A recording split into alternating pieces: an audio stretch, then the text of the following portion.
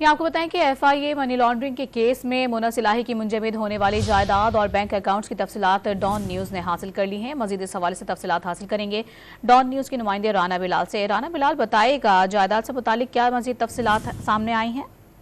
जी देखें, don news को जो सरकारी दस्तावेज मौसूल हुई है उसके मुताबिक मुनस इलाही के लाहौर में 8 मुख्तलिफ बैंक अकाउंट्स मुंजमद कर दिए गए हैं। मुनस इलाही के इन मुख्तलिफ बैंक अकाउंट्स में मजमूई तौर पर 48 करोड़ 76 लाख से जायद रकम आई और ये तमाम रकम मुनस इलाही ने अपने अकाउंट से विदड्रॉ भी करवा ली।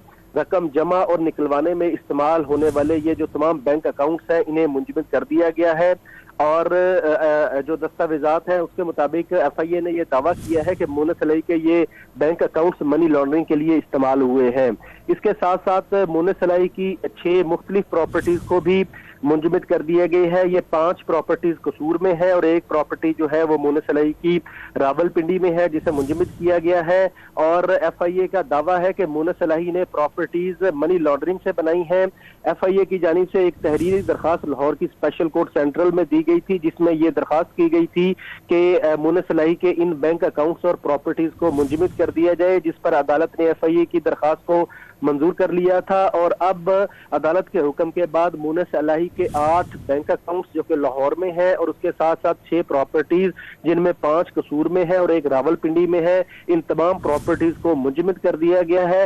एफआईए की जानिब से अदालत में मुनस इलाही और दीगर के खिलाफ मनी लॉन्ड्रिंग का चालान जमा करवाया जा चुका है और मुनस इलाही पेश नहीं हुए थे, जिसके बायस मुनस इलाही की जो बैंक अकाउंट्स है और प्रॉपर्टीज है उन्हें एफआईए ने मुंजमद करवाने का फैसला किया था। और अब अदालत के हुक्म के बाद ये प्रॉपर्टीज और बैंक अकाउंट्स मुंजमद मुनस इलाही के हो चुके हैं। मुनस इलाही मुख्तलिफ बैंक अकाउंट्स से तकरीबन 48 करोड़ 76 लाख से जायद रकम भी निकलवा चुके हैं। और जिसके बाद आपको बताएंगे उनके 8 मुख्तलिफ बैंक अकाउंट्स और दीगर जायदादें हैं जिन्हें मुंजमद किया गया है।